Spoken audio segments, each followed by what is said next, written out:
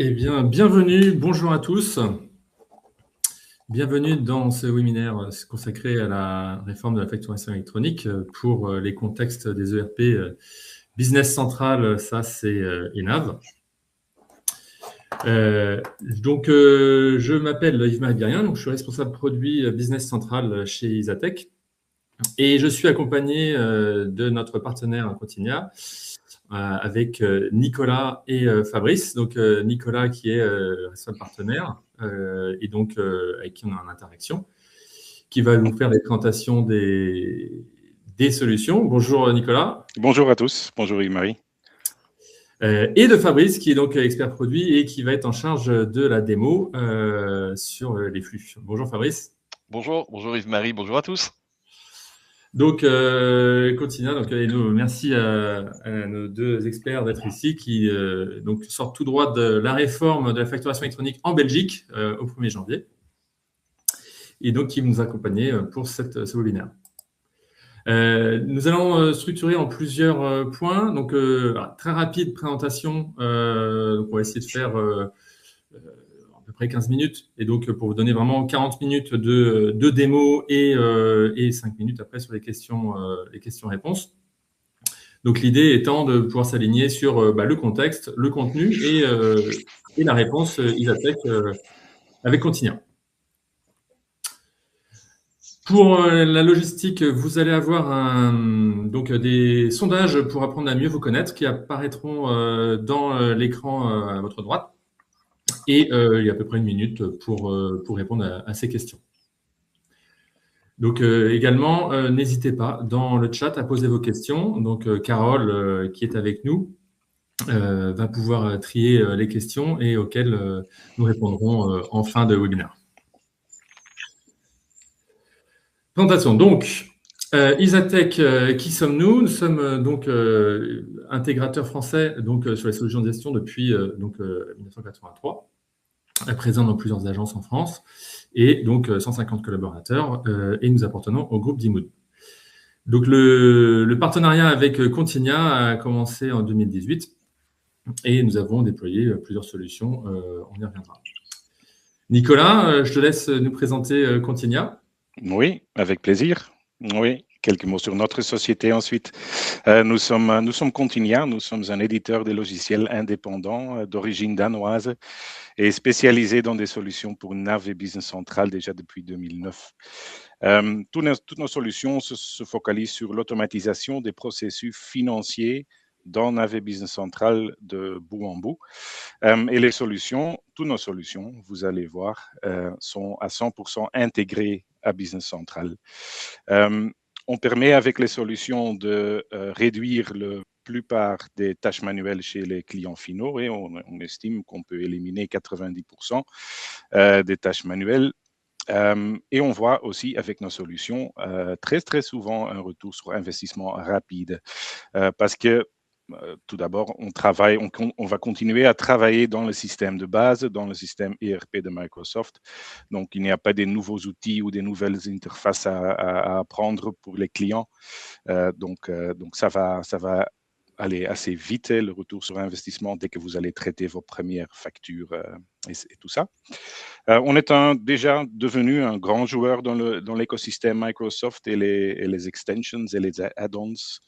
On a plus de 20 000 clients, plus de 21 000 clients au moment présent autour du monde, dans 45 pays, qui utilisent en total plus de 30 000 solutions Continia dans des environnements NAV et Business Central en production. Donc, on est assez fiers de ça. Et on travaille uniquement avec notre modèle partenaire. Nos partenaires, ils sont très importants pour nous. Ce sont nos yeux et nos oreilles dans le marché. On a plus de 1500 au total autour du monde qui revendent, qui supportent nos solutions. Et comme Yves-Marie a dit, on travaille déjà depuis plusieurs années ensemble avec Isatech, avec beaucoup de plaisir. Sur les solutions à nous qu'on propose pour les marchés francophones, ce sont les deux solutions à gauche qu'on va présenter aujourd'hui. Tout d'abord, on a Document Capture pour automatiser vos comptes fournisseurs.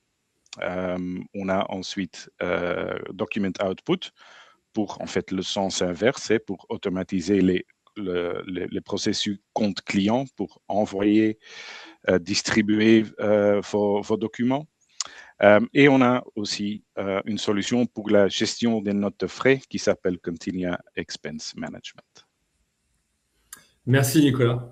Donc, le contexte de la réforme, je spoil un peu directement pour vous dire que donc on a publié sur notre blog, sur notre site internet, un article avec tous les liens, le détail de ce que je vais vous présenter aujourd'hui. Donc, n'hésitez pas à aller faire un tour pour aller retrouver les informations plus en détail. Je vais pas vous faire un cours sur la réforme. Je pense que déjà pas mal d'entre vous ont eu pas mal de présentations. Et c'est juste histoire de s'aligner sur les principaux termes et pour poser le contexte de la démo. Donc, qu'est-ce que la réforme de la facturation électronique? C'est globalement, pour, si je résume, faire ce que les impôts ont fait sur les déclarations d'impôts sur le revenu pour les particuliers, c'est finalement avoir un auto-remplissage pour mieux contrôler et fluidifier les rentrées dans la trésorerie de l'État. C'est une cible quand même non négligeable. Ce qui permet donc de simplifier pour toutes les entreprises donc les déclarations de TVA et autres déclarations, puisque cette réforme s'inscrit avec le projet VIDA, donc qui va être un projet européen, donc avec un horizon notamment 2030 pour certaines étapes, visant à faire également tout ce qui va être déclaration d'échange de biens, de services, une automatisation intracommunautaire qui va grandement faciliter tous les échanges. C'est l'occasion aussi d'harmoniser avec bonne initiative le public, puisque finalement les entreprises publiques passent par une plateforme qui s'appelle Chorus Pro, et donc on va retrouver des mécanismes similaires privés-publics. Donc le contexte, donc pour arriver à tout ça, la première étape, c'est d'abord de digitaliser les flux donc de factures pour les entreprises donc soumises à la TVA, avec deux étapes pour adapter au contexte donc des tailles d'entreprise. Donc avec un premier jalon donc au 1er septembre 2026 pour donc tout le monde le fait de basculer avec une plateforme agréée donc en réception de factures et du coup pour les grandes entreprises d'émettre les factures et ce qu'on appelle le e-reporting, on y reviendra après. L'horizon suivant, c'est 2027 pour les autres entreprises, pour avoir toutes les sociétés éligibles dans le flux. Donc, qu'est-ce que de particulier? C'est qu'on va avoir une période de transition, donc notamment avant la date du 1er septembre 2027 et même avant le 1er septembre 2026. Tout accord d'aller sur la démat, en gros, doit être bilatéral. Donc, après ces dates-là, c'est supposé être connu de tous. Et donc, il n'y a pas besoin de ces accords. Quel est le contexte? Donc, on a un site du gouvernement qui est très bien fait, si vous avez des doutes. Donc, on a mis en lien, et donc qui permet de renseigner donc, votre contexte. Qu'est-ce qui va changer? Est-ce que vous êtes en entreprise, une PME? Quels sont vos clients? Est-ce que vous faites que des ventes de marchandises? Les deux. Les régimes donc, de TVA. Et une petite infographie pour dire, voilà, vous êtes concerné par l'échéance au 1er septembre 2026 pour la réception et pour 2027. Donc, ils ont également mis des documents qui expliquent toute la réforme avec les différents livrables. C'est très bien fait. Je vous encourage fortement à aller regarder ces documents. Donc, une grande aide. Ce qui est intéressant, c'est que pendant cette période, vous allez avoir des entreprises qui n'auront pas l'obligation d'émettre à ces nouveaux formats. Donc, on aura une période un peu entre deux, 2026-2027. Et donc, on n'est pas obligé de faire la totale quand on est une PME. Le contenu de la réforme est votre SI. Donc, globalement, qu'est-ce que ça va introduire? Eh bien, donc, les flux vont devoir passer par les fameuses PA, donc plateformes agréées. Donc, on est dans la semaine normalement charnière où les entités, donc, qui sont des prestataires immatriculés au niveau de la DGFiP, vont être certifiés, donc certains le sont déjà de façon définitive, avec des cahiers des charges très rigoureux pour la sécurité, la conservation des données, etc. Donc, c'est vraiment un gros travail qui est fait par toutes les PA pour obtenir ce Graal. Et donc, qui a, normalement, cette semaine, on va avoir la publication. Donc, j'ai vérifié ce matin, ce n'est pas encore publié officiellement. Mais sur ce lien que je vous ai mis, la liste de toutes les PA disponibles et qui auront cette immatriculation définitive, qui en gros consiste à une levée de réserve des tests entre les PA, entre les flux qu'il y a ici, pour émettre les flux et les données de transaction, qui sont les fameux e-reporting, dont on parlera tout à l'heure. L'idée, c'est que quand on passe par ce réseau, via un annuaire d'entreprise, on a l'État qui va pouvoir donc avoir toutes les données pour automatiser les déclarations et les suivis des transactions qui ont lieu au niveau du business national et international en partie. Donc, le gros intérêt, c'est que la réforme était sur un format structuré, donc c'est-à-dire qu'il y a, on va dire, une norme qui va imposer des échanges. Alors, on a quelques particularités, donc il y a des groupes gérés par la FNOR, enfin, beaucoup de groupes de travail qui ont travaillé là-dessus. On sait que, par exemple, tout ce qui est grande distribution, aujourd'hui, on est habitué à faire de la démat facture avec des messages structurés en EDI. Il y a un maintien de ces fichiers, donc ENCOM, pour une période, et qui sont après à gérer via les PA pour automatiser les flux. Toutes les mentions, en fait, sont décrites, là, pareil, dans un cahier des charges avec des champs à fournir dès 2026, puis d'autres à venir en 2027. Donc, ça va être évolutif. Et donc, la grande nouvelle, c'est d'être géré par des plateformes agréées. Donc, ça, c'est un gros changement. Ce n'est pas le cas, par exemple, en Belgique. C'est donc chaque pays a des choix d'architecture. Et l'idée, c'est qu'à la fin, en gros, les papiers PDF ne seront plus conformes. Et donc, on va avoir 2026-2027 pour assurer cette transition avec vous. La réforme impose également, avec des messages structurés, des statuts de documents pour savoir où en est la facture à partir du moment où elle est émise, déposée, et est-ce qu'elle est rejetée et encaissée. Donc ça, c'est important aussi, et on verra, Continiam nous permet de le faire, de le suivre. Donc, le reporting, en dehors de la facture, il va y avoir un moyen de reporter donc, tout ce qui va être, par exemple, B2B international ou B2C, donc à destination des consommateurs, les relevés des opérations de façon structurée et périodique pour concaténer les informations et les transmettre donc à la plateforme qui va s'assurer de la transmission finalement donc, à l'État, in fine, pour le reporting. Le reporting du paiement est un autre terme que vous verrez qui permet de gérer est-ce que ça a été payé. Donc, s'il y avait déjà eu une facture électronique d'émise, typiquement pour les factures à l'encaissement ou les acomptes. Donc, on va avoir des statuts qui vont permettre de mettre à jour ce type de facture et tout ce qui n'aura pas de facture, donc qui sera lié aux transactions, donc B2B international, B2C, des relevés de e-reporting de paiement. Donc, pareil, les liens ont été mis. La réponse Visatech et Continia. Donc aujourd'hui, la solution Continia s'installe à partir de NAV13. D'accord ? Donc en dessous, ce sont CF les cas particuliers auxquels on peut apporter des réponses différentes. Mais la solution va démarrer à partir de là.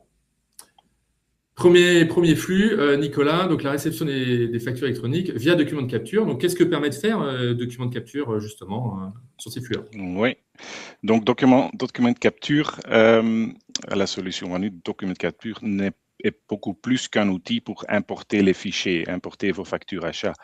On peut vraiment automatiser tout le flux compte fournisseur. Dès que les factures arrivent dans le système, dans votre système Business Central ou NAV, on peut par exemple mettre en concordance ces factures avec des commandes ou des réceptions ou des contrats d'achat qui sont aussi présents dans le système et liés au même fournisseur. On fait une reconnaissance avancée au niveau des lignes aussi. On supporte plusieurs catégories de documents, donc pas seulement les factures, mais aussi les bons de commande et des autres types de documents peuvent être créés à partir de documents de capture. Il y a un flux d'approbation qu'on peut mettre en place, un flux tout à fait digital dans BC ou via notre portail web d'approbation. C'est un portail sur un site web. On se connecte et on peut faire des approbations ensuite en tant qu'approbateur ou directeur hors Business Central. On a inclus dans la solution une détection des fraudes et des doublures. On présente ou on fournit aussi une fonction de recherche indexée sur vos documents. je dois souligner que Continia ne va pas stocker vos documents. Ils sont stockés, ils restent dans votre base de données ou dans un compte Azure. Mais ce qu'on fait, on a accès à ces fichiers, évidemment. Donc, on peut vous offrir des recherches indexées. En général, oui, vous pouvez donc réceptionner vos factures électroniques via mail en format PDF ou XML ou via le réseau PayPal pour la plupart de l'Europe, PayPal simple, ou via notre plateforme agréée avec qui on travaille avec pour importer les fichiers XML directement à partir d'eux. L'archivage sécurisé, oui, donc vos documents sont stockés chez Microsoft, mais on va ajouter une couche de sécurité au-dessus de vos documents. Donc, on va faire sûr que personne puisse les modifier, puisse les supprimer. Vous pouvez paramétrer des périodes de rétention et toutes ces choses-là. Et donc, du coup, on a également le pendant côté émission avec du coup l'envoi avec la solution Document Output, qui est du coup le pendant dans l'autre flux. Oui, donc pour le sens inverse, c'est pour l'autre sens, pour la distribution, l'envoi de vos documents, pas seulement vos factures et vos avoirs, mais presque tous les types de documents qui sont présents dans Business Central peuvent être envoyés avec Document Output. Pour ça, on a plus de 30 modèles email prêts à l'emploi pour les factures qui ne sont pas envoyées électroniquement, évidemment. Mais l'envoi peut être automatisé. On peut le faire par lot. On peut personnaliser les envois par client. Donc, on peut indiquer à base d'un client simple, on veut faire une impression, on veut créer un email et l'envoyer avec une pièce jointe, ou on veut envoyer peut-être aussi, surtout après septembre de cette année, un XML via le réseau électronique, via le réseau PA. Donc, très bonne transition. Donc, du coup, rapidement sur la partie infrastructure, donc on a un Continuous Delivery Network. Oui. Qui est du coup finalement le moyen technique d'accéder aux plateformes agréées, dont la plateforme qui est immatriculée de façon définitive, qui s'appelle Digital Technologies. Oui. Et surtout, la très bonne nouvelle pour les clients déjà équipés et futurs, c'est inclus dans le coût de la licence. En effet. Et donc, c'est notre passerelle vers le monde extérieur, on peut le dire comme ça. Donc, Continuous Delivery Network, ça fonctionne en arrière. Vous allez vous connecter au CDN via Business Central. C'est très facile. Vous pouvez le faire vous-même. Comme Yves-Marie dit, c'est inclus dans le coût de licence. On va vous connecter ensuite à notre PA Digital Technologies qui vient d'être immatriculé définitivement. Donc, il n'y a aucune tierce partie encore nécessaire pour gérer tous les flux de facturation électronique vers le PA dans Business Central. Et donc, une notion importante, c'est aussi la présence internationale permet de gérer. Je sais qu'on a des clients avec qui on a déjà discuté qui sont à présent à l'international. On a le même mécanisme qui est présent dans d'autres pays et avec des formats prélivrés pour automatiser les choses. Donc, c'est vraiment une force du produit. Et alors, du coup, Fabrice, comment ça marche ? Ça marche plutôt de manière automatique, mais je vais vous montrer tout ça et je vais bien sûr partager mon écran et essayer de vous montrer le plus intéressant dans le laps de temps, évidemment, mais je vais en reparler de tout ça, des petits détails. Alors, je partage mon écran. Voilà, je vais partager tout l'écran, ce sera plus facile. Et là, je pense que l'écran est visible pour tout le monde. C'est tout bon. Ok, parfait. Alors, j'aime toujours expliquer et commencer par le type d'environnement sur lequel je me trouve. C'est une plateforme Continia qui est aussi accessible pour tous nos partenaires d'ailleurs, afin de pouvoir construire une machine, un environnement de démo formation. Ici, c'est tout à fait le cas, puisque je pars sur un environnement, encore une fois, sur notre portail de démo, ça s'appelle comme ça. Et j'ai tout simplement lancé, paramétré la fonctionnalité sans aucun spécifique d'ailleurs. Donc tout ce que vous voyez et tout ce que vous allez voir aujourd'hui est complètement standard. Et donc je me trouve sur un environnement tout à fait standard dans une fonctionnalité de facturation électronique. Alors, comment ça se passe et qu'est-ce que j'ai ici sur l'écran au niveau des différents environnements?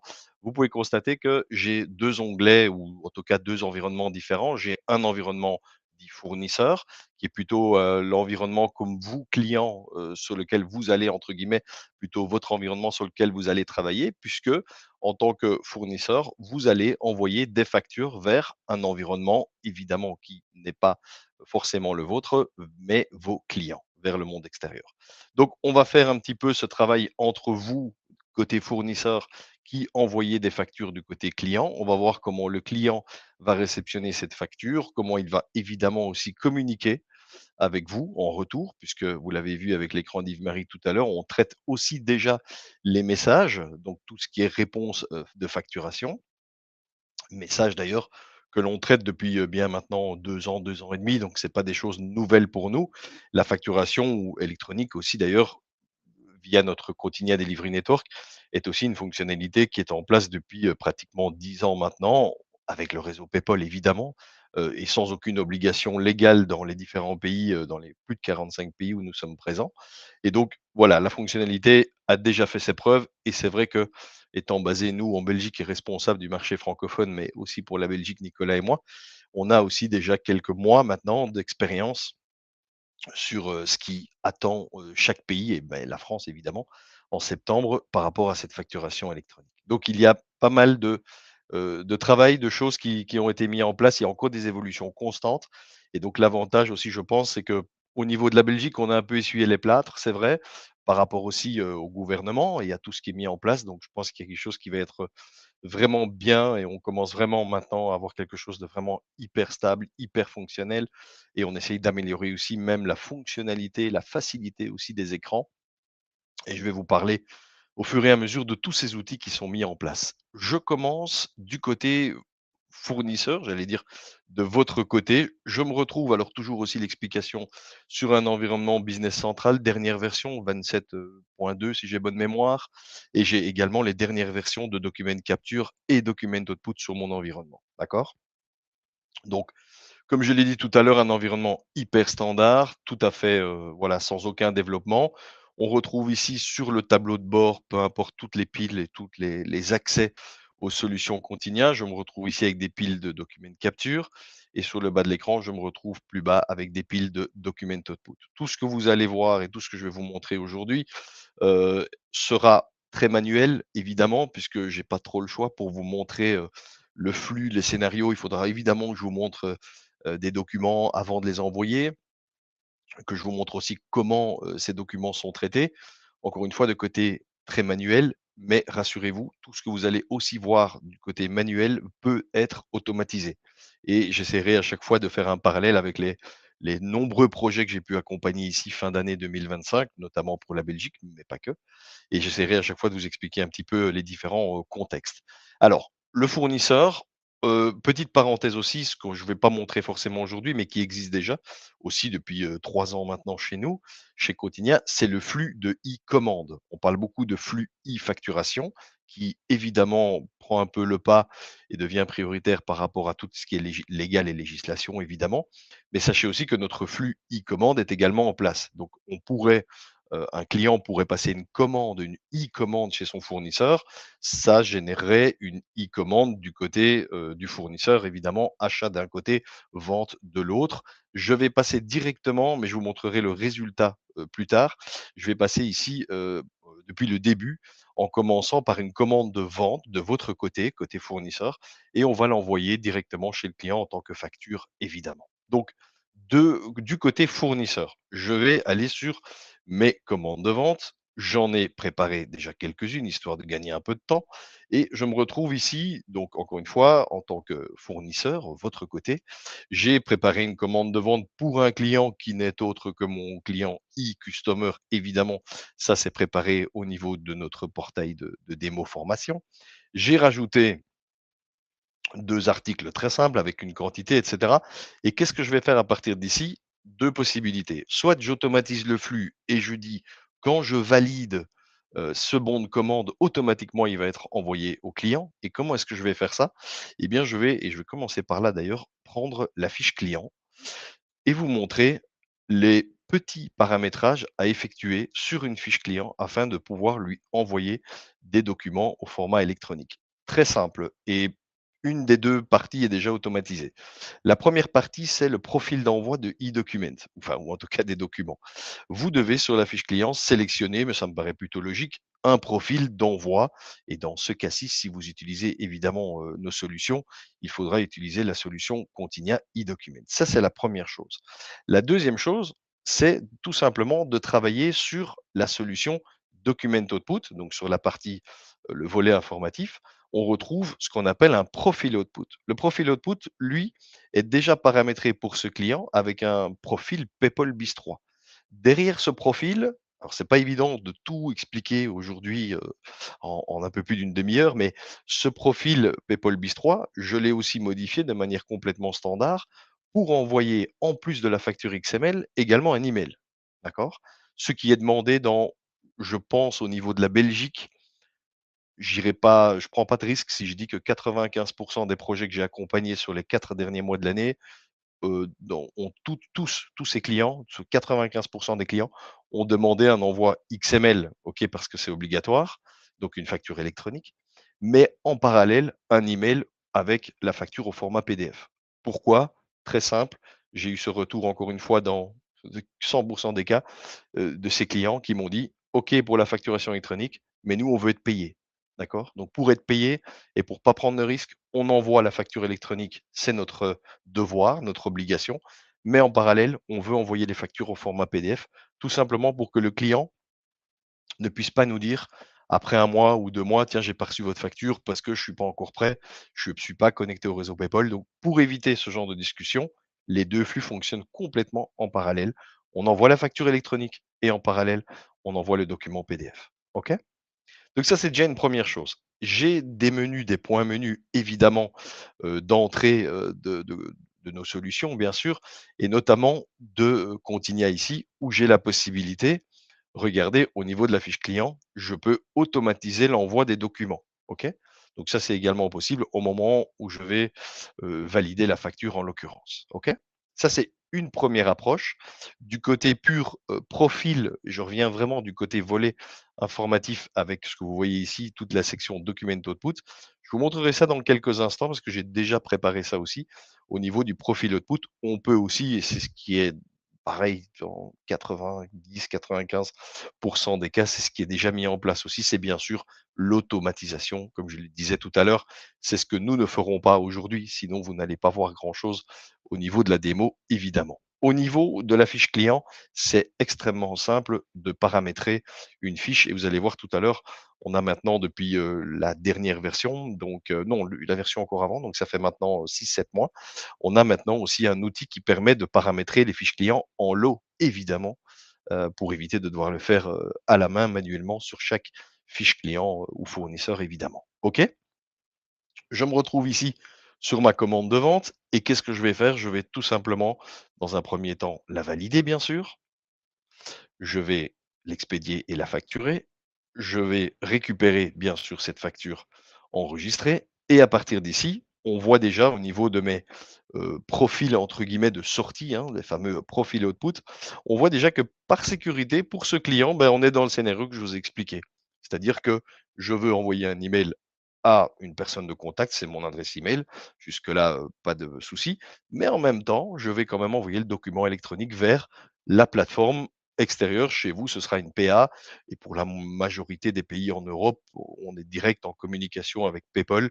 En tout cas, on passe par notre connecteur à nous, hein. On l'a vu tout à l'heure, vous l'avez vu durant les présentations, le fameux Continia Delivery Network et je pense que voilà, c'est plutôt ça le plus important, c'est que tout est envoyé au Continia Delivery Network et le Continia Delivery Network, lui, fait le travail vers PayPal en direct pour, encore une fois, la majorité des pays, PA pour la France. On a une autre plateforme aussi au Danemark. On a même une nouvelle plateforme qui va arriver pour la Nouvelle-Zélande. Donc, peu importe le nom de la plateforme, ça passe d'abord par le connecteur qui, lui, fera le travail. Ici, je vais utiliser la barre d'outils euh, standard et je vais tout simplement envoyer le document. Grâce aux paramètres de la fiche client, je récupère évidemment le type d'envoi privilégié, c'est-à-dire document électronique, et via quoi? Ben, je viens d'en parler, via le Continia Delivery Network. Le document est envoyé électroniquement. Donc j'ai une confirmation ici sur l'écran et j'ai maintenant, dans toutes nos solutions maintenant, que ce soit côté fournisseur ou côté client, je retrouve directement un statut e-document qui va me permettre, en cliquant sur le lien, de récupérer toutes les informations qui ont été envoyées du côté extérieur, j'ai envie de dire, que ce soit client, fournisseur, peu importe. OK? Donc ça, c'est déjà une première approche. J'ai vraiment toutes les informations à partir d'ici. Je peux même ouvrir le fichier XML que je peux modifier avant envoi, etc., etc. Il y a vraiment beaucoup, beaucoup de choses qu'on peut faire. Évidemment, c'est un peu plus technique, ce ne sera pas vu ici en démonstration, évidemment. Je vais quitter cet écran pour revenir à mon tableau de bord. Et donc, pour rappel, en tant que fournisseur, vous, en tant qu'entreprise, vous avez envoyé une facture du côté de chez vos clients. Qu'est-ce qui se passe du côté client? On est dans le meilleur des mondes, évidemment, je sais.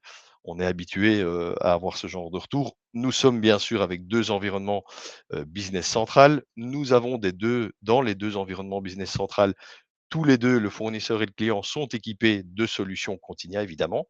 Et donc, c'est facile, bien sûr. Peu importe votre contact extérieur, donc du côté client, comment lui va récupérer ces documents, c'est pas le plus important pour vous. Mais je vous montre aussi comment ça peut se passer si le client a un environnement comme celui-ci. OK? Je suis côté client et je récupère les mêmes piles et mêmes écrans que du côté fournisseur, évidemment. Et la vie continue. On est sur du standard vraiment document capture pour ceux qui connaissent. On récupère des documents ici dans la pile préenregistrée. Le client que je suis maintenant, je change de casquette, je passe du côté client, lui va récupérer tout en bas de sa liste une nouvelle facture. Et nous sommes dans quel type de document de facture? Nous sommes dans une facture d'achat. Donc la facture de vente envoyée depuis le côté fournisseur a généré une facture d'achat du côté client. Et c'est ce que je récupère ici dans ce cas-ci, puisque je récupère toutes les informations avec des références de numéro de commande, etc. Et vous avez la possibilité, on peut voir tous les champs, on peut modifier aussi ce qu'on appelle la structure ou le mapping, etc., des commentaires. Encore une fois, c'est le vrai standard document capture.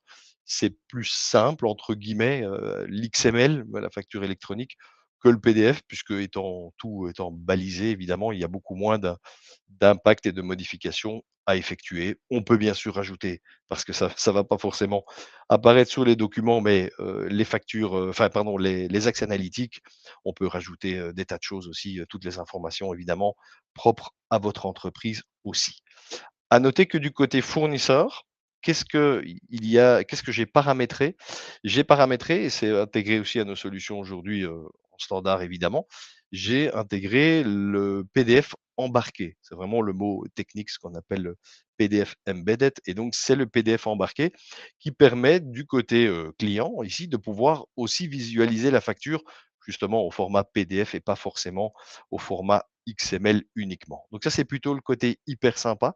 Et pareil, directement, vous le voyez intégré d'abord dans Business Central et directement ici au niveau de nos solutions. On a directement la possibilité d'avoir la visionneuse qu'on souhaite. OK? Ici, tout est en ordre. Pour ceux qui connaissent encore une fois Document Capture, j'ai une validation au niveau de la ligne. J'ai une validation aussi au niveau de chaque champ. On peut le voir ici de haut en bas. Tout est validé. Et donc, à partir d'ici, je peux enregistrer ma facture d'achat. OK? J'arrive ici, encore une fois, sur un écran maintenant Business Central. Je récupère cette facture d'achat qui actuellement est en statut ouvert, évidemment. Je n'ai pas encore validé. Et je récupère aussi ici, aussi également, ce fameux statut e-document qui me permet de contrôler, encore une fois, ce que j'ai reçu vraiment en tant que document électronique par rapport à ce qui est encodé, évidemment, dans Business Central. OK?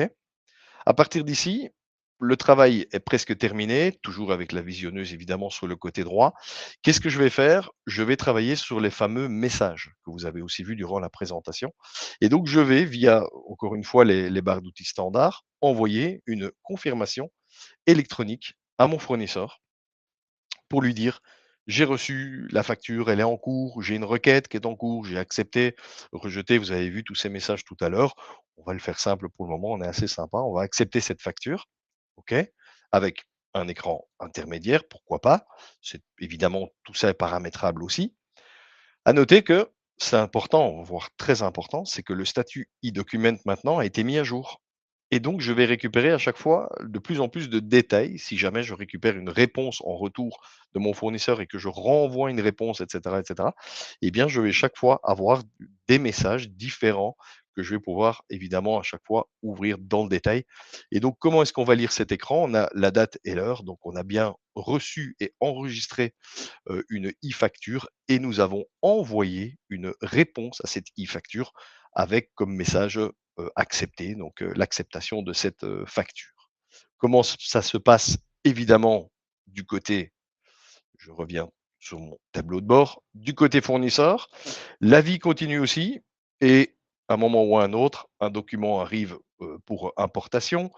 J'ai automatisé l'import qui se passe toutes les minutes, donc pour le moment, on n'était pas exactement sur la minute, ce n'est pas grave. Je n'ai pas ici, si je vais mettre une mise à jour ici de l'écran, je n'ai pas une pile préenregistrée qui a été mise à jour contrairement à ce qu'on a vu du côté client. Pourquoi? Parce que j'ai automatisé cette étape. Ça veut dire que c'est évidemment, j'automatise un tout petit peu quand même pour vous montrer les avantages. Et donc, qu'est-ce qui s'est passé ici? La facture de vente enregistrée, en tout cas le statut et le message retour, a déjà été mis à jour de manière complètement automatique. Donc, le document est arrivé ici, dans les préimportés, il est passé automatiquement dans les enregistrés et il a directement mis à jour la facture de vente. Je vous montre, évidemment, la facture de vente enregistrée ici. Et on peut constater, si je déplace un petit peu, on ne le verra pas complètement. Je dois déplacer mon curseur, ce n'est pas grave évidemment. Et je constate qu'il s'agit de la dernière facture en date. Et en cliquant sur le statut e-document, je récupère bien une réponse e-facture qui, dans mon cas, n'a pas été envoyée, mais enregistrée, avec évidemment le même message. Donc, je peux le voir directement depuis l'aperçu des factures. Évidemment, je peux aussi cliquer sur les détails de cette facture et bien sûr aller voir le statut e-document à cet endroit-ci. D'accord? Ça, c'est le flux vraiment euh, facturation électronique au sein de nos solutions. Donc, l'envoi d'un côté, la réception de l'autre, encore une fois, évidemment, dans le meilleur des mondes, puisque tous les deux étant sur Business Central et avec une solution équipée pour. Qu'est-ce qu'on peut maintenant faire pour aller plus loin? Parce que là, évidemment, c'est le flux relativement simple et bien sûr. La première chose, c'est que, comme je vous le disais, petite parenthèse, je vais vous montrer aussi, sans le faire évidemment, mais le résultat d'un flux en passant par une e-commande. Donc, si je retourne à nouveau vers mes factures de vente enregistrées, je vais vous montrer la facture que j'ai déjà tout à l'heure envoyée, réceptionnée, avec des messages, etc. Mais regardez ce qui se passe. Dans mon statut e-document, quand je vais cliquer sur le statut en tant que tel, eh bien, pour cette facture, je suis passé par une e-commande précédemment. Donc, j'ai enregistré une commande reçue de la part de mon client. Ça m'a généré une commande. J'ai envoyé une réponse avec une proposition de modification parce que j'étais pas d'accord, parce qu'il manquait un article, parce que j'avais plus de stock. Bref, j'ai fait une proposition de modification par rapport à cette commande et j'ai reçu une confirmation du client, en tout cas un retour qui l'acceptait, en tout cas, ma proposition de modification. À partir de ce flux e-commande sur les 3 premières lignes, j'ai généré ma facture que j'ai envoyée et j'ai reçu une réponse du client comme quoi la facture était acceptée. Ça, c'est le flux le plus complet que vous pouvez faire aujourd'hui avec nos solutions, de la e-commande jusqu'à la e-facture. OK? En regardant aussi de plus près les différents outils, comment vont et comment se passera, au niveau de la France bien sûr, l'enregistrement au niveau du réseau du Continia Delivery Network? Alors, je vais prendre notre écran d'enregistrement et je vous explique un petit peu, pas dans les détails techniques évidemment, comment ça va se passer. Aujourd'hui, sur mon environnement du côté, fournisseur, hein, un peu votre environnement, comme je dis depuis, le début, je suis connecté avec un nom de réseau PayPal évidemment, OK, peu importe que ce soit la Belgique ou d'autres pays européens. Au niveau de la France, on aura ici, au niveau du nom du réseau, non pas PayPal, mais Digital Technology, comme on l'a vu tout à l'heure, ou en tout cas notre PA. OK? Ce sera enregistré avec les mêmes types d'identifiants pour la France, etc., etc. Cette demande d'enregistrement, vous allez pouvoir la faire vous-même en toute autonomie. C'est-à-dire que, et nos clients le font déjà, nos partenaires aussi évidemment avec les clients, le font déjà de manière complètement transparente. Vous n'avez pas besoin de Continia. Donc vous allez compléter toutes les informations ici présentes sur le document. d'accord? Un nom de contact et un email pour recevoir un email demandant, d'accepter les termes d'utilisation évidemment, hein, le côté un peu officiel quand même. On choisit un profil, tout ça est complètement automatisé. Vous allez cliquer en bas sur, suivant et la demande arrive chez nous, chez Continia. C'est tout. On attend quelques jours et après quelques jours, on a évidemment en attendant ces quelques jours, on a une attente, une demande de connexion en attente et je le disais, après quelques jours, vous êtes connecté via l'APA et notre Continia Delivery Network. À partir de là, dès que vous êtes connecté, il n'y a rien à faire pour la réception des factures. Vous allez recevoir les factures automatiquement, OK? Dès que votre entreprise sera connectée à l'APA, le tunnel est ouvert et les factures rentrantes vont directement arriver ici dans la pile des préenregistrés. D'accord? C'est comme ça que ça se passe. Au niveau de l'envoi, on va paramétrer de manière assez légère et passer sur Document Output. À ce moment-là, on va travailler avec ce qu'on appelle des profils output. OK? Et donc, sur chaque fiche client, mais bien entendu, on a aussi des outils qui automatisent tout ça. Juste pour vous montrer l'outil ou les outils de configuration de Document Output, il y en a quelques-uns. On va les voir dans quelques instants, mais on va travailler, je vais vous montrer, avec des profils output, avec des tâches email pour automatiser les choses. Vous allez voir, c'est vraiment hyper facile, ça parle vraiment de soi. Et si je reprends notamment ce que je vous déjà préparé tout à l'heure, par exemple, les profils outputs, qu'est-ce que je vais faire? Je vais dire, je pourrais dire, c'est ce que j'ai fait ici, je vais vous expliquer ça, que lorsque un client récupère, parce que je décide qu'un client va travailler avec un profil PayPal bis 3, quand il va traiter une facture de vente, eh bien, je lui ai demandé, contrairement aux autres documents, d'inclure un PDF par mail. Facile. Donc ça veut dire que au moment où je vais manuellement ou automatiquement transmettre ma facture, à partir d'une facture client évidemment, eh bien automatiquement via ce profil-là, un mail au format PDF avec, une pièce jointe PDF sera envoyé au client et en plus de ça, on va envoyer bien entendu le document vers l'extérieur, vers l'APA, en l'occurrence dans votre cas. Donc tout ça est automatisé, c'est les profils standards de base. Donc je n'ai pas, encore une fois, modifié quoi que ce soit par rapport à cet écran. OK? Qu'est-ce qui est également intéressant? Pour le moment, comme je l'ai dit, c'est relativement manuel, c'est-à-dire que je vais vous montrer comment on traite aussi tous les documents. Je descends un petit peu au niveau de mon tableau de bord et si je récupère la pile de documents Document Output, j'ai toutes des piles ici de traitement pour les ventes validées, non traitées. J'ai la même chose avec les factures de service, évidemment. Et qu'est-ce que je récupère? Mes expéditions pour les ventes, mes factures de vente. Si je clique sur mes 222 documents non traités, ça veut dire quoi? Ça veut dire que ces documents n'ont jamais été envoyés du côté client. Donc ce genre de liste ici, peut éventuellement et évidemment d'ailleurs chez tous nos clients, on le fait comme ça, être automatisé. Je vais vous montrer dans quelques instants. C'est tous des points menus standards à Document Output qu'on utilise depuis tout le temps, hein. On n'a pas attendu la facturation électronique pour faire ça. Ça fonctionne depuis très longtemps avec les emails, mais aussi déjà avec la facturation électronique. Donc ici, on peut aussi cumuler les deux types d'envoi, ce qui est le cas, par exemple, pour la première ligne ici, on peut retrouver le profil output du client qui est fixé sur email. Alors, qu'est-ce qui va se passer pour ce client? Bah, quand je vais générer le document ici, que je vais lui dire bah, imprime ou envoie la file d'attente ou traite-le directement ou ouvre l'email et je l'envoie manuellement. Bref, j'ai pas mal de choses que je peux traiter à partir d'ici. Eh bien, si je dis traite ce document comme il se doit, Document Output va chercher le profil output du client et va traiter le document en fonction de son profil de sortie. OK? On peut voir ici que sur un autre type de client, eh bien, j'ai déjà un cumul de deux fonctionnalités puisque je vais envoyer le document ici de ce client sur la plateforme, donc via notre Continia Delivery Network. OK, très bien, avec un format PayPal bis 3. Et en même temps, on retrouve mon email derrière. Ça veut dire que, comme je vous l'avais précisé tout à l'heure, le profil PayPal bis 3, il fait bien deux fonctions. Il envoie vers le Continia Delivery Network, vers l'extérieur, au format électronique, et il envoie également un mail avec un PDF joint à cet email. OK? Encore une fois, Au niveau de cet écran, on a plein de possibilités. Je peux, en effet, comme je disais tout à l'heure, ouvrir l'email avant de l'envoyer. Je peux, si le client a un profil lié à la facturation électronique, je peux envoyer le document électronique. Je prends la deuxième ligne, je clique sur envoyer le document électronique et c'est moi qui le fais manuellement. Évidemment, inutile de dire, mais que nous avons évidemment des porte-à-faux qui évitent d'envoyer plusieurs fois le document électronique vers le réseau, vers l'APA en l'occurrence. Et c'est pareil avec les emails, évidemment. On a aussi des sécurités qui font que les mails ne sont pas envoyés 2 fois, évidemment. Donc, on a pas mal d'options pour sauvegarder l'email. On a aussi la fiche client ici. C'est vraiment l'écran standard. Et encore une fois, on peut automatiser les choses ou dire, OK, je veux imprimer et envoyer tout. Ça veut dire qu'on va traiter tous les documents en fonction du profil output du client.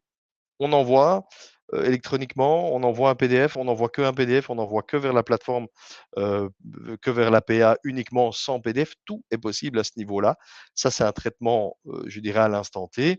Si je veux traiter une file d'attente, ce qui est également possible, quelques entreprises fonctionnent comme ça aussi, je peux tout envoyer à la file d'attente et cette file d'attente est traitée soit, comme d'habitude, en temps réel, soit on peut également planifier un traitement de cette file d'attente. Par exemple, tous les soirs à 17h, on peut envoyer toutes les factures, toujours en fonction du profil output de la fiche client. OK.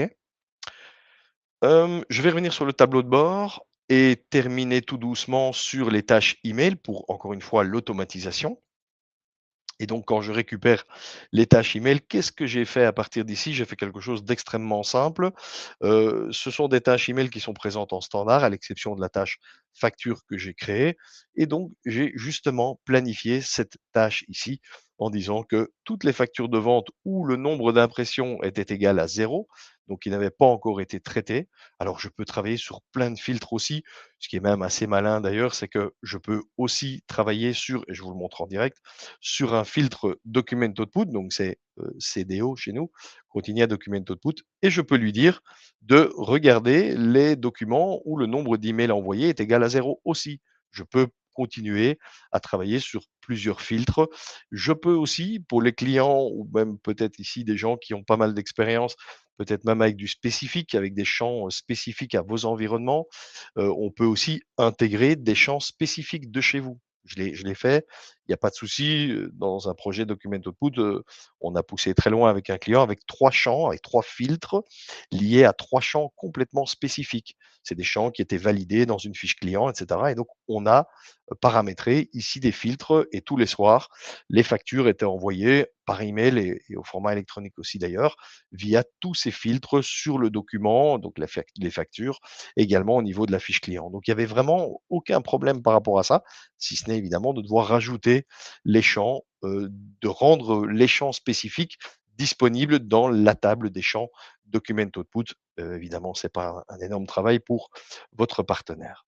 Et donc à partir d'ici, j'ai la possibilité, et c'est ce qui a été mis en place tous les jours, entre 18h, à partir de 18h, et j'ai mis quand même une heure de fin par sécurité, mais entre 18h et 18h30, tous les jours de la semaine, à l'exception du week-end, eh bien, les factures qui n'ont pas été envoyées manuellement vont être envoyées automatiquement. C'est comme ça que ça se passe. On retrouve aussi un journal d'envoi très intéressant. Alors ici, je ne l'ai pas encore alimenté. Moi, je n'ai pas fait des tests ou je n'ai pas envoyé des choses via Document Output, mais on retrouve aussi, et je pense que c'est ça, une des marques de fabrique de Document Output, c'est de pouvoir récupérer à partir de, alors je vais prendre par exemple les factures de vente enregistrées, et donc, on va retrouver ici sur le côté droit, j'ai pris vraiment une facture au hasard qui n'a même pas été envoyée d'ailleurs, on va retrouver ici le journal email de et envoi électronique évidemment, le journal de Document Output qui va nous permettre de voir en un écran, simplement avec le bandeau informatif sur le côté droit, on va pouvoir en un clin d'œil vérifier ce qui a été envoyé, à quel format, ouvrir l'email qui a été envoyé, et cetera, voir qui l'a envoyé, le format électronique aussi, on va pouvoir retrouver la date et l'heure, et cetera. Donc c'est vraiment, très intéressant ce journal Document Output. Je pense que d'ailleurs c'est une des forces de Document Output, c'est de pouvoir, récupérer toutes les informations à tous les endroits différents. Je pense que j'ai tout dit. Encore juste un petit écran au niveau du e-candidate, puisqu'on l'a vu aussi au niveau de la présentation. C'est un écran qui va permettre de paramétrer tous les clients, on a la possibilité de filtrer et de filtrer en lot, etc., etc. Donc, il y a pas mal de choses à ce niveau aussi que l'on peut automatiser, c'est-à-dire que le système, grâce à notre module e-candidate maintenant, va vérifier si vos clients et ou vos fournisseurs, si c'est nécessaire, ont la possibilité de se connecter directement au réseau extérieur, je vais dire, hein, au niveau de l'APA.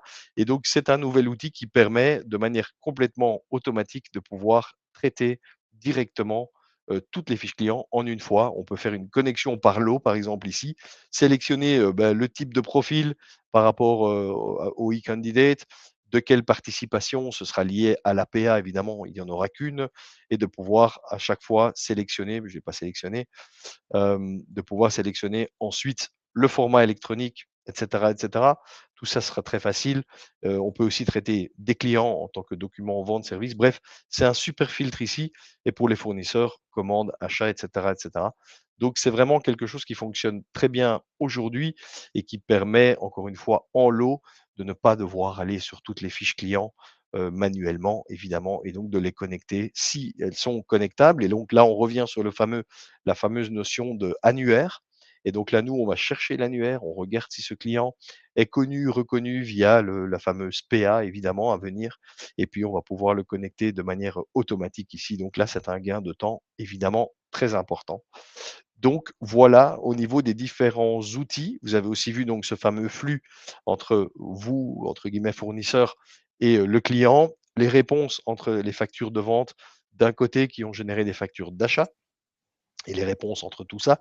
Et puis, bien entendu, l'automatisation que l'on peut évidemment encore pousser plus loin, bien entendu. Mais voilà pour une première approche, en tout cas, de notre module de facturation électronique en entrée et en sortie. Et je vais laisser la parole à Yves-Marie, je pense. Merci beaucoup, Fabrice. Merci beaucoup, c'était hyper intéressant. Donc, je vais repartager mon écran. Hop.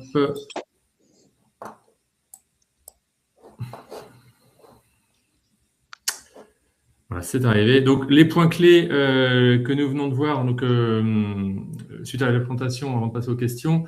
Donc, les clients BCSAS Microsoft auront une mise à jour avec les référentiels, les champs, et Continia, la mise à jour de Continia fournira aussi tous les mappings par défaut des différents types de messages, et ainsi que le connecteur vers SAPA. Pour les autres versions, il y aura une simple mise à jour à faire. Ça sera sur la solution que vous avez et qui permettra d'enrichir les référentiels avec tous les champs complémentaires nécessaires à la réforme et également les mappings par défaut. Le e-reporting, sur le principe, donc, est bien assuré par l'APA après transmission de toutes les factures par l'ERP. Aujourd'hui, c'est le mécanisme qui est choisi, c'est de pouvoir pousser tous les documents, toutes les informations et donner les moyens à l'APA de construire le e-reporting. Quand cela va-t-il s'appliquer? Donc, à partir d'avril pour BCSAS et donc à partir de mai pour NAV13 et suivante. Donc, alors évidemment, la partie BC, la partie document de capture, on peut faire aussi sur des PDF, ce que je rappelle qu'il y aura, on peut démarrer ça sur des PDF fournisseurs qui ne passeront pas, parce que toutes les PME ne vont pas émettre, donc on aura encore des factures PDF, j'ai envie de dire, à l'ancienne, et donc des outils comme document de capture permettent déjà de digitaliser les flux. Ce n'est pas la réforme, c'est l'automatisation du process. Donc on a bien deux choses distinctes, la conformité de la réforme et l'automatisation du process de facturation. Vous pouvez gérer les deux de façon différente, et c'est plutôt ce qu'on préconise, en fonction de vos moyens. Donc, à partir de mai, c'est la mise à jour qui sera disponible sur les versions NAV13 et suivantes. Comment y aller? Comment gérer mes cas particuliers? Donc, aujourd'hui, on a commencé à le faire avec, et merci aux clients qui ont participé à cette démarche un peu de pilote. On accompagne chacun de nos clients avec un audit qu'on a déjà commencé, qui permet de recenser les cas et de nous, ensemble, définir quelle est la meilleure stratégie, automatisation versus conformité, et quelle est la meilleure méthode pour y aller. Merci. Donc, merci Fabrice pour la démo. On est pile poil dans les temps pour prendre les questions. Donc, on va se diriger vers le chat. Et donc, on a déjà, hop là, quelques questions. Alors, je comprends que Digital Technologies et l'APA associée à Continia, tout à fait. Donc, on a répondu à cela. L'envoi des mails, est-ce que il faut obligatoirement être sous Office 365 ou est-ce qu'on peut le faire par un autre serveur mail privé? Oui, Office 365, Gmail supporté en standard, serveur privé, SMTP, des outils comme Turbo SMTP pour ceux qui connaissent aussi sans aucun problème. On a une page comme dans un Outlook, j'ai envie de dire, je le dis souvent d'ailleurs, avec un serveur, avec un port sécurisé ou non, enfin une connexion sécurisée, un port spécifique, etc. Donc tout est complètement ouvert pour enregistrer, paramétrer tout type de serveur mail. Excellent. Peut-on faire des envois en masse, sachant que nous envoyons plus de 100 factures quotidiennement? Donc, c'est un des intérêts de passer à des solutions de document output, c'est sortir de l'unitaire et passer à la masse. Et c'est des cas que vous rencontrez fréquemment. Je ne sais pas si vous allez dans les plus grands nombres, je ne sais pas si vous connaissez le plus grand nombre, mais c'est effectivement des cas que vous devez avoir fréquemment, parce que c'est l'intérêt de Oui. sans doute. Oui, ça pose aucun problème, évidemment. La seule chose qui peut poser problème, c'est plutôt le relay. Alors, je parle un peu technique déjà, mais c'est le serveur de réponse que vous allez utiliser, style un Office 365, qui peut limiter l'envoi en masse de factures pour éviter d'être spammé. Donc, j'ai cité la solution Turbo SMTP qui existe. Je ne travaille pas pour eux, hein, mais je veux dire, c'est une des solutions qui est gratuite aussi pour faire des tests. Et donc, c'est une solution qui permet, en l'occurrence, de ne pas être considéré comme spammer. Donc, oui, en effet, plus de 100 factures, on est loin du compte de ce qu'on connaît, même quotidiennement, il n'y a aucun problème. Ouais. Donc, peut-on enregistrer une facture d'achat rattachée à une réception d'achat dans BC? C'est tout à fait un des gros intérêts, c'est qu'on a cette concordance, c'est qu'on ne va pas faire que des factures de frais généraux. En général, les gens commencent par ça parce que c'est souvent le plus facile, mais le gros intérêt de la solution, c'est effectivement de matcher par rapport aux réceptions, et on peut le faire aussi sur les commandes uniquement sans réception. C'est-à-dire que si on veut mettre un processus de demande d'achat, enfin, de confirmation de commande d'achat sans faire des réceptions réelles, ça marche aussi. Donc, alors le traitement, une très bonne question sur la partie traitement des factures avec les articles. Je vois les habitués de l'EDI. Donc, il y a un croisement des référentiels clients-fournisseurs. Donc, comment est-ce qu'on fait comme en EDI avec les GTIN ou les références externes, etc., pour faire passer les codes articles de l'un à l'autre? Oui, par défaut, la référence interne de Business Central, évidemment, si elle est présente sur le document EDI ou autre, et les références externes, en effet, au niveau de la fiche article. Ouais. Donc là-dessus, rien à faire. Document Capture va chercher les informations sur 2 niveaux. Plus, bien entendu, plus les traductions manuelles que l'utilisateur pourrait mettre en place, qu'il devra mettre en place qu'une seule fois, évidemment, lors de la première réception ou à la réception de la première facture ou de ce premier article en l'occurrence. Voilà, les concordances de champs se font sur les référentiels standards, dont les GTIN appartiennent aussi, mais il y a possibilité de mettre les cas un peu plus exotiques. Voilà, on utilisait pas mal ça sur les traductions pour les comptes généraux, pour les factures de frais généraux. C'était souvent une pratique, parce que bon, une facture de frais généraux, par rapport au plan comptable, les traductions étaient plutôt assez pratiques pour ça. Oui, du reconnu et de l'expérience et du retour aussi, c'est que le GTIN peut aussi, via justement via le partenaire Isatec, vous pouvez aussi, via vos clients, proposer de copier le GTIN dans les références externes, si elles ne sont pas utilisées, évidemment. Et donc, il n'y a à ce moment-là plus rien à faire. Tout à fait.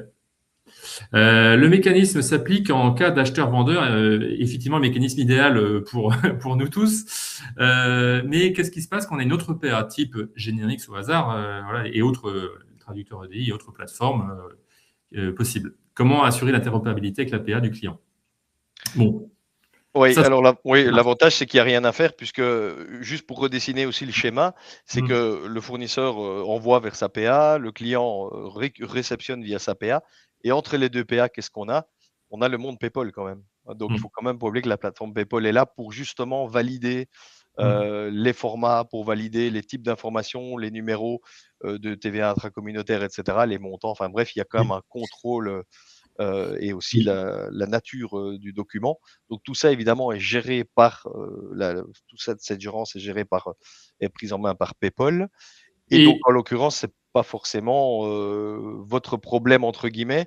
Le souci de votre entreprise, c'est d'envoyer vers votre PA. et l'APA se soucie d'envoyer ça vers une autre PA. On parlera le même langage, ce sera le même support, le même standard. Et donc, tout ça, encore une fois, en passant par l'intermédiaire quand même entre les deux de PayPal. Donc, ce sera automatique. Et autre PA, du coup, ça va être le boulot d'Isatech de rajouter les connecteurs pour faire l'équivalent de ce qui a été montré avec Digital Technologies derrière pour se brancher là-dessus. Voilà, c'est là où on vous aidera pour faire ça. Peut-on faire une facture à partir d'un BL plutôt que de la commande? Oui, évidemment. Dans la démo, on fait le cas super simple que je déploie quasiment jamais, qui est le cas de facture directe à partir de la commande. La plupart du temps, effectivement, on fait des facturations sur les BL en masse, en unitaire, etc. Et on est dans un processus en 2 temps, puisqu'on expédie d'abord et on a le processus de facturation. C'est tout à fait compatible, évidemment. Tous les processus de facturation sont compatibles. Comment pourra-t-on consulter les factures d'achat? Devra-t-on aller sur chaque écriture comptable ou sera-t-il possible d'avoir un moteur de recherche en sélectionnant, par exemple, le nom du fournisseur?